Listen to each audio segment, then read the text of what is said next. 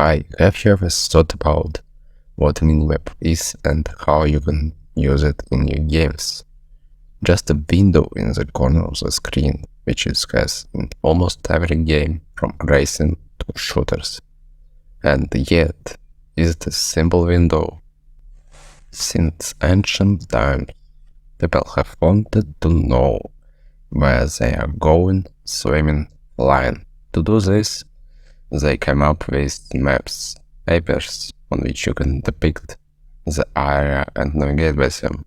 Navigation, the main task of any maps in the real world. For games, the task becomes a mechanic, often additional, but if so, can be freely removed.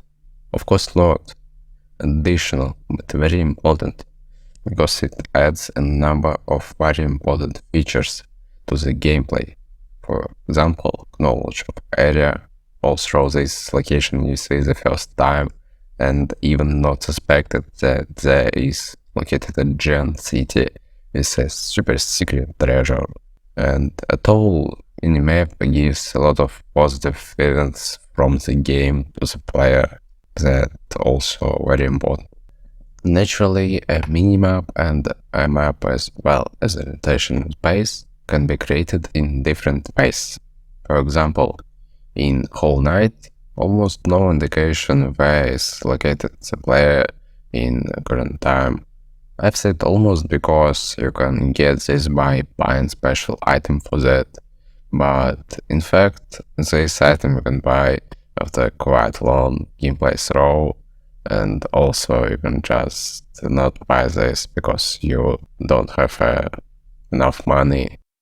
This is very interesting solution because this increases level of free choice in the game and also level of hardness in the game. The most important thing of that it is that this feature encourages player for exploring the world. Player can see them more that developer just prepare for it. As example, with different idea, we have Assassin's Creed that has mechanic with opening map by exploring new locations and searching towers, which essentially also encourages player to explore the world and search new things, but in less power than Whole Night, because after opening the map parts, you see all things that you can find in this location.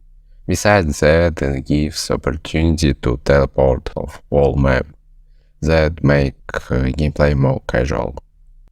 On the other hand, we have absolutely different example. It is Minecraft, but here the role still plays a lot of freedom in actions like Whole Night, but much more. Minecraft has full function map, but this relies in in-game item, and that solution gives full freedom of choice to the player. In gameplay part, the map is one of ways to orient in the space and search with that some unique dungeons like pyramids, mansions, and everything else. But the most important thing, in my opinion, is that such implementations is fully consistent with the genre and theme of the game, and gives freedom of choice and being completely tied to the game and not sticking to some extraneous factor like settings. I think such things should be tied to the game world in terms of gameplay and not to anything else. Most of these games have an open world, but do you need a map without it? What role can it play in other games? Will it be useful in linear games?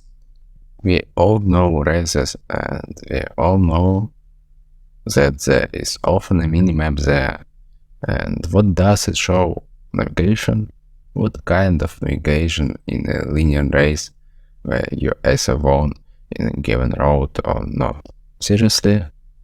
Yes, maps you may use to cut the road, but is it necessary to make a separate feature for this and fill the user's interface with additional interface and thus distract from the game process.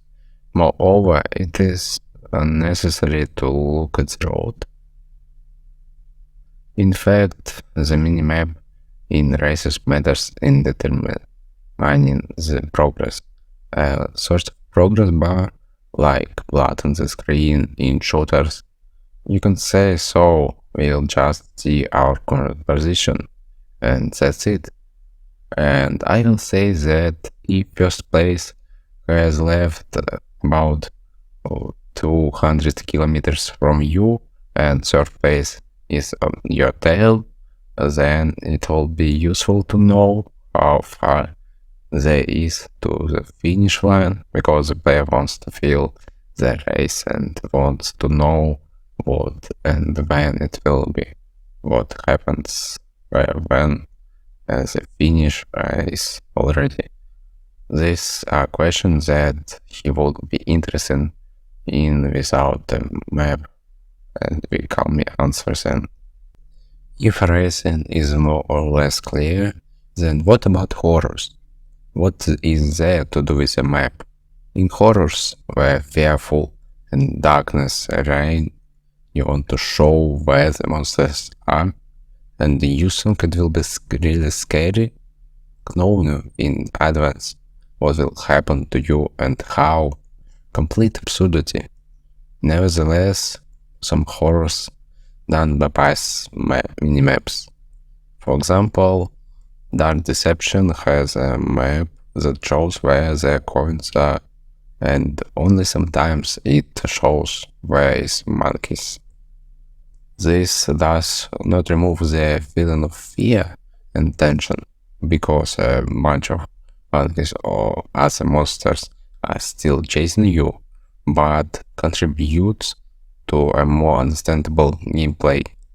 Also, is more annoying in horrors than pacing back and forth looking for the next hills or basement key.